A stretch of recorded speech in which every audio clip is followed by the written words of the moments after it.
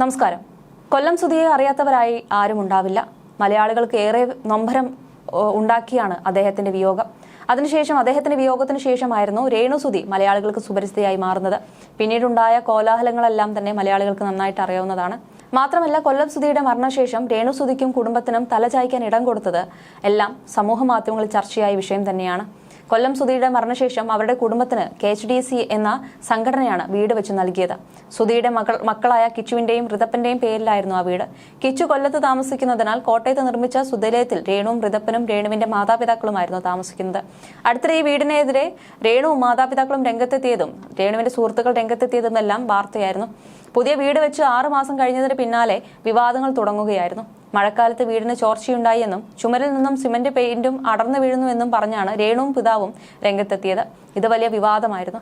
KHDCയുടെ ഫിറോസ് ഇതിനെതിരെ രംഗത്തെത്തുകയും രേണുവിന്റെയും കുടുംബത്തിന്റെയും സമീപനത്തെ ചോദ്യം ചെയ്യുകയും ചെയ്തു. കൊല്ലം സുധിയുടെ മരണശേഷം രേണു സുധിയുടെ കുടുംബത്തിന് ഇഷ്ടദാനമായി നൽകിയ ഭൂമിയുടെയും അതിൽ നിർമ്മിച്ച വീടിന്റെയും പേരിൽ നിരവധി വിവാദങ്ങളാണ് എന്തായാലും ഉണ്ടായിക്കൊണ്ടിരുന്നത്. ബിഷപ്പ് നോബൽ ഫിലിപ്പ് ആയിരുന്നു കൊല്ലം സുധിയുടെ മക്കളായ രാഹുലിന്റെയും മൃദുലിന്റെയും പേരിൽ ഭൂമി ഇഷ്ടദാനമായി നൽകിയത്. എന്നാൽ സമീപകാലത്തായി രേണു സുധിയും ബിഷപ്പും തമ്മിൽ പല പ്രശ്നങ്ങളും വാക്കുതർക്കങ്ങളും അടക്കമുണ്ടായി. ഇതോടെ രേണുവിന് വക്കീൽ നോട്ടീസ് അയച്ചിരിക്കുകയാണ് ബിഷപ്പ് നോബൽ ഫിലിപ്പ്. തനിക്കെതിരെയുള്ള വീഡിയോകൾ 7 ദിവസത്തിനകം സോഷ്യൽ മീഡിയയിൽ നിന്ന് നീക്കം ചെയ്തില്ലെങ്കിൽ നിയമ നടപടി എടുക്കുമെന്നും ഭൂമി ഇഷ്ടദാനം നൽകിയത് റദ്ദാക്കുമെന്നും നോട്ടീസിൽ പറയുന്നു. അതേസമയം വീട് വെച്ച് നൽകിയ KHDC ഫിറോസും പ്രതികരണവുമായി രംഗത്ത് വന്നിട്ടുണ്ട്. ഭൂമി നൽകിയത് റദ്ദാക്കിയാൽ ഭൂമിയിൽ പണിത വീട് എന്തു ചെയ്യുമെന്ന് ഫിറോസ് ചോദിക്കുന്നു. അദ്ദേഹത്തിന്റെ ഫേസ്ബുക്ക് കുറിപ്പിൽ പങ്കുവച്ച കുറിപ്പ് ഇങ്ങനെ: എന്റെ സംശയം ഇതാണ്. മരണപ്പെട്ടുപോയ കലാകാരൻ സുധിയുടെ മക്കൾക്ക് ബഹുമാനപ്പെട്ട ബിഷപ്പ് നോബൽ ഫിലിപ്പ് നൽകിയ പ്രോപ്പർട്ടി ക്യാൻസൽ ചെയ്യാൻ ബിഷപ്പ് ലീഗലായി നോട്ടീസ് അയച്ചതായി അറിയുന്നു. ഇതിൽ എന്റെ ചോദ്യം അല്ലെങ്കിൽ സംശയം ഇതാണ്: അങ്ങനെ ആ പ്രോപ്പർട്ടി ആധാരം റദ്ദ് ചെയ്യുകയാണെങ്കിൽ ആ വീട് എന്ത് ചെയ്യും? ബിഷപ്പ് സ്ഥലം മാത്രമല്ലേ കൊടുത്തത്? ഇപ്പോൾ അതിലൊരു വീടില്ലേ? ആകെ കൺഫ്യൂഷൻ ആയല്ലോ. ഒരു വീട് കൊടുത്ത് കിട്ടിയ ചീത്തപ്പേർ പതിയെ മാറി വരികയായിരുന്നു. ഇനിയിപ്പോ ഇതിന്റെ പേരിൽ നമ്മളും കോടതി കയറേണ്ടി വരുമോ? ഇനി അഥവാ നമ്മുടെ അഭിപ്രായം എന്താണെന്ന് കോടതി ചോദിച്ചാൽ നമ്മൾ ആരുടെ ഭാഗത്ത് നിൽക്കണം? എന്താ നിങ്ങളുടെ അഭിപ്രായം എന്നാണ് അദ്ദേഹം ചോദിച്ചത്. മാത്രമല്ല, എന്തിന്റെ പേരിലാണെങ്കിലും കൊടുത്തത് തിരിച്ചു വാങ്ങുന്നതിനോട് വ്യക്തിപരമായി യോജിപ്പില്ലെന്നും അദ്ദേഹം കുറിക്കുന്നുണ്ട്. സോഷ്യൽ മീഡിയയിൽ പ്രചരിക്കുന്ന വക്കീൽ നോട്ടീസിന്റെ പൂർണ്ണരൂപം ഇങ്ങനെ: എന്റെ ക്ലയന്റ് തന്റെ 7 സെന്റ് ഭൂമി തൃക്കൊടിത്താനം വില്ലേജ്, ചങ്ങനാശ്ശേരി താലൂക്ക്, കോട്ടയം ജില്ല എന്നിടത്തെ ഭൂമി നിങ്ങളുടെ മക്കളായ രാഹുൽ ദാസ്, ഋതുൽ ദാസ് എന്നിവർക്ക് വേണ്ടി വീട് നിർമ്മിക്കുന്നതിനായി ഇഷ്ടദാനമായി നൽകിയിരിക്കുന്നു. നിങ്ങളുടെ ഭർത്താവായിരുന്ന പ്രശസ്ത കലാകാരനായിരുന്ന അന്തരിച്ച കൊല്ലം സുധിയുടെ ദുരന്ത മരണം കാരണം നിങ്ങളുടെ കുടുംബം ദുരിതത്തിലായിരുന്നു. സ്വന്തമായി വീടില്ലാത്ത അവസ്ഥയിലായിരുന്നു. അദ്ദേഹത്തിന്റെ ആത്മാർത്ഥ സുഹൃത്തും ദാനധർമ്മപ്രിയനുമായ എന്റെ ക്ലയന്റ് മേൽപ്പറഞ്ഞ സ്വത്ത് സ്വമേധയാ ദാനമായി നൽകുകയായിരുന്നു. എന്നാൽ നിങ്ങളും നിങ്ങളുടെ മൂത്ത മകനും നിങ്ങളുടെ സുഹൃത്തുക്കളും ചേർന്ന് എന്റെ ക്ലയന്റിനെതിരെ അപകീർത്തികരവും അടിസ്ഥാനരഹിതവുമായ വീഡിയോകൾ പ്രസിദ്ധീകരിച്ചുകൊണ്ടിരുന്നു. ഇത് സമൂഹത്തിലെ വിവേകമുള്ളവരുടെ ഇടയിൽ എന്റെ ക്ലയന്റിന്റെ പ്രതിച്ഛായയ്ക്ക് കനത്ത നാശം ഉണ്ടാക്കുന്നതാണ്. കൂടാതെ എന്റെ ക്ലയന്റിന്റെ സ്വത്തിന്റെ സ്ഥാനവും സൗകര്യങ്ങളും സംബന്ധിച്ച് തെറ്റായ വാദങ്ങൾ പ്രചരിപ്പിച്ച് അതിന്റെ മൂല്യം കുറയ്ക്കാനുള്ള ശ്രമവും നടത്തുന്നുണ്ട്. നിങ്ങളുടെ ഈ പ്രവർത്തനങ്ങൾ അനാവശ്യവും നിയമവിരുദ്ധവുമാണ്. നിങ്ങളും നിങ്ങളുടെ സുഹൃത്തുക്കളും അടുത്തവരും ചേർന്ന് പ്രസിദ്ധീകരിച്ചിരിക്കുന്ന അപകീർത്തികരമായ വീഡിയോകൾ എന്റെ ക്ലയന്റിനെ അപമാനിക്കാനുള്ള ഉദ്ദേശത്തോടെയാണ്. ഇത് പൊതുജനങ്ങളോടുള്ള ഇടയിൽ എന്റെ ക്ലയന്റിന്റെ പ്രതിച്ഛായ വളരെയധികം കളങ്കപ്പെടുത്തിയിരിക്കുന്നു.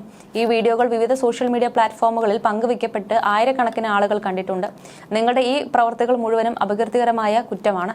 ഇത് സിവിൽ തെറ്റും ക്രിമിനൽ കുറ്റവുമാണ്. അതിനാൽ ഞാൻ നിങ്ങളോട് ആവശ്യപ്പെടുന്നത്, ഇനി മുതൽ എന്റെ ക്ലയന്റിനെതിരെ യാതൊരു അപകീർത്തികരമോ നിന്ദാത്മകമോ ആയ വീഡിയോകളോ ഉള്ളടക്കങ്ങളോ പ്രസിദ്ധീകരിക്കരുത് എന്നും ഇതുവരെ പ്രസിദ്ധീകരിച്ച എല്ലാ അത്തരം വീഡിയോകളും സോഷ്യൽ മീഡിയയിൽ നിന്ന് 7 ദിവസത്തിനകം നീക്കം ചെയ്യണമെന്നും ആവശ്യപ്പെടുന്നു. ഇതനുസരിക്കാത്തതിനാൽ നിങ്ങൾക്കെതിരെ ഉചിതമായ ക്രിമിനൽ നടപടികൾ ആരംഭിക്കുന്നതിനൊപ്പം ഉചിതമായ നഷ്ടപരിഹാരം ഈടാക്കുന്നതിനുള്ള സിവിൽ കേസുകളും ആരംഭിക്കാമെന്ന് അറിയിക്കുന്നു. കൂടാതെ ഗിഫ്റ്റ് ഡീഡ് റദ്ദാക്കുന്നതിനുള്ള എല്ലാ നിയമപരമായ നടപടികളും സ്വീകരിക്കും. അതിനുള്ള എല്ലാ ചെലവുകളും നിങ്ങൾ വഹിക്കേണ്ടി വരുമെന്നും അതിന്റെ എല്ലാ പ്രത്യാഘാതങ്ങൾക്കും നിങ്ങൾ തന്നെ ഉത്തരവാദിയാണെന്നും അറിയിക്കുന്നു. അതേസമയം സോഷ്യൽ മീഡിയയിൽ എന്തായാലും ഇപ്പോൾ ഏറ്റവും കൂടുതൽ നിറഞ്ഞു നിൽക്കുന്നത് രേണു സുധിയുമായി ബന്ധപ്പെട്ട വിവാദം തന്നെയാണ്. അടുത്ത കാലത്തായി നിരവധി വിമർശനങ്ങളാണ് സോഷ്യൽ മീഡിയ താരമായ രേണു സുധിക്ക് ഏറ്റുവാങ്ങുന്നത്. ബിഗ് ബോസിൽ നിന്ന് ഇറങ്ങിയ ശേഷമാണ് രേണുവിന് നേരെയുള്ള സൈബർ ആക്രമണം ശക്തമായത്. പലപ്പോഴും രേണുവിന്റെ അതിരുവിട്ട പരാമർശങ്ങളാണ് വലിയ ചർച്ചയായത്. കൊല്ലം സുധിയുടെ മരണശേഷം നിരവധി പേരാണ് രേണുവിന്റെ കുടുംബത്തെ സഹായിച്ചത്. അതിൽ ഏറ്റവും മുന്നിൽ നിന്നത് ബിഷപ്പ് നോബൽ ഫിലിപ്പും വീട് നിർമ്മാണ മേഖലയിൽ പ്രവർത്തിക്കുന്ന ഫിറോസുമായിരുന്നു. ബിഷപ്പാണ് രേണുവിനും മക്കൾക്കും വീട് വെക്കാനുള്ള ഭൂമി സൗജന്യമായി വിട്ടു നൽകിയത്. ഫിറോസ് നേതൃത്വം നൽകുന്ന KHTC എന്ന കൂട്ടായ്മയാണ് രേണുവിനും മക്കൾക്കും വീട് നിർമ്മിച്ചു നൽകിയത്. ഭാവിയിൽ മക്കൾക്ക് വീടും സ്ഥലവും കിട്ടുന്ന രീതിയിലാണ് പതിച്ചു നൽകിയിരിക്കുന്നത്. എന്നാൽ പിന്നീട് ബിഗ് ബോസിൽ നിന്നിറങ്ങിയ ശേഷം സഹായിച്ചവരെ എല്ലാം തള്ളിപ്പറയുന്ന നിലപാടാണ് രേണു സ്വീകരിച്ചത്. ബിഷപ്പിനെ വിഷപ്പാമ്പ് എന്ന് വിളിച്ച് രേണു സംസാരിച്ചതോടെ സമൂഹമാധ്യമങ്ങളിൽ വലിയ വിമർശനം രേണുവിനെതിരെ ഉയർന്നു. അർഹതയില്ലാത്തവർക്കാണ് വീടും സ്ഥലവും ലഭിച്ചതെന്ന് വരെയുള്ള കുറ്റപ്പെടുത്തലുകളുണ്ടായി. വിമർശനങ്ങൾ തുടരുമ്പോഴും രേണു തന്റെ നിലപാടുകളിൽ നിന്ന് പിന്നോട്ടു പോയില്ല. അധിക്ഷേപങ്ങൾ തുടർച്ചയായതോടെ ബിഷപ്പ് നിയമ നടപടികൾക്ക് ഒരുങ്ങുകയാണെന്ന റിപ്പോർട്ടുകളും പുറത്തുവന്നു. രേണുസുതിക്കും മക്കൾക്കും നൽകിയ ഇഷ്ടദാനം ബിഷപ്പ് പിൻവലിച്ചതായും പ്രചാരണങ്ങൾ നടക്കുന്നുണ്ട്. ബിഷപ്പും ഫിറോസും കൂടാതെ നേരത്തെ രേണുവിനെ സഹായിച്ച പലരും പിന്നീട് രേണുവിനെതിരെ രംഗത്ത് വന്നിരുന്നു. അതിലൊരാളാണ് നിമിഷ ബിജോ. കൊല്ലം സുധി ജീവിച്ചിരിക്കുമ്പോൾ തന്നെ രേണുവിന്റെ കുടുംബവുമായി നിമിഷ അടുത്ത ബന്ധം പുലർത്തിയിരുന്നു. എന്നാൽ പിന്നീട് അകന്നു. ഇപ്പോൾ രേണുവിനെ രൂക്ഷമായി വിമർശിച്ച് നിമിഷ രംഗത്ത് വന്നിരിക്കുകയാണ്. രേണു ഇത് ചോദിച്ചു മേടിച്ചതാണ്, അതിന്റെ ആവശ്യമുണ്ടായിരുന്നില്ല. മക്കളുടെ കാര്യം ഓർക്കുമ്പോൾ വിഷമമുണ്ട്. രേണുവിന്റെ ചുറ്റിലുമുള്ളവരെങ്കിലും നല്ലത് പറഞ്ഞു കൊടുക്കണം. ബിഷപ്പിനെ പോലെ ഒരു വലിയ മനുഷ്യനെയാണ് വിഷപ്പാമ്പ് എന്ന് വിളിച്ചത്. ബിഷപ്പ് ചെയ്ത കാര്യത്തോട് 100% യോജിപ്പുണ്ട്. നേരത്തെ എടുക്കേണ്ട തീരുമാനമായിരുന്നു. ദാനം കിട്ടിയതാണെന്ന് പറഞ്ഞ് കാൽച്ചുവട്ടിലൊന്നും കിടക്കണ്ട എന്ന് പറഞ്ഞ് സോഷ്യൽ മീഡിയയിൽ ബിഷപ്പിനെ വിഷപ്പാമ്പ് എന്ന് വിളിക്കുമ്പോൾ ആളുകൾ നോക്കിയിരിക്കില്ല. രേണുവിന്റെ വീട്ടിൽ നിന്ന് നോക്കിയാൽ ബിഷപ്പിന്റെ വീട് കാണാം. എന്തുണ്ടെങ്കിലും നേരിട്ട് പോയി പറയാം, അല്ലാതെ സോഷ്യൽ മീഡിയയിൽ നാണം കെടുത്തുകയല്ല വേണ്ടത്. കിച്ചു ചെറിയ കുട്ടിയാണെങ്കിലും വളരെ പക്വതയോടെയാണ് സംസാരിക്കുന്നത്. രേണുവിന്റെ പല കാര്യങ്ങളും അഭിനയം പോലെയാണ് നമുക്ക് തോന്നുന്നത്. കിച്ചുവിനോടും ഋതപ്പനോടും ജനങ്ങളോടുമുള്ള രേണുവിന്റെ സ്നേഹം ജെനുവിനല്ല, എല്ലാം ഫേക്കാണ്. എനിക്ക് നേരിട്ട് അറിയാവുന്ന കാര്യമാണ്.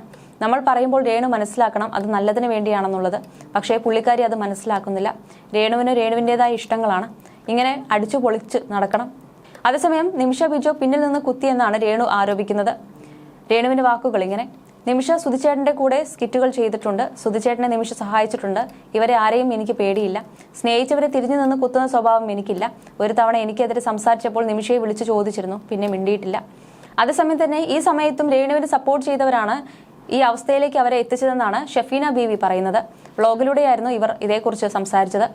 എനിക്ക് ചില കമന്റുകൾ വന്നിരുന്നു. നിങ്ങൾക്കൊക്കെ ചേരും അച്ഛൻ എന്നാണ് ഒരു കമന്റ്. അച്ഛൻ എങ്ങനെ കേട്ട് നിൽക്കേണ്ട വ്യക്തിയാണെന്ന് ചിലർക്കൊക്കെ ധാരണയുണ്ടായിരുന്നു. അതങ്ങ് മാറിക്കിട്ടി. ഞങ്ങൾക്കൊക്കെ ചേരുന്ന ആൾ തന്നെയാണ് അദ്ദേഹം. നിന്റെയൊക്കെ സന്ധികൾ അനുഭവിക്കുമെന്ന് ഓർത്തു വെച്ചോ എന്നായിരുന്നു വേറൊരാൾ പറഞ്ഞത്. കാരണം ഞാനാണല്ലോ ബിഷപ്പിനെ വിഷപ്പാമ്പ് എന്ന് വിളിച്ചത്. ഈ പറയുന്ന ബിഷപ്പിന്റെ ഒരു ദിവസത്തെ പ്രാർത്ഥനയിൽ ഞാനോ എന്റെ കുഞ്ഞുങ്ങളോ പെട്ടിട്ടുണ്ടെങ്കിൽ ഇങ്ങനെയുള്ള കമന്റുകളൊന്നും എനിക്ക് ഏഷില്ല.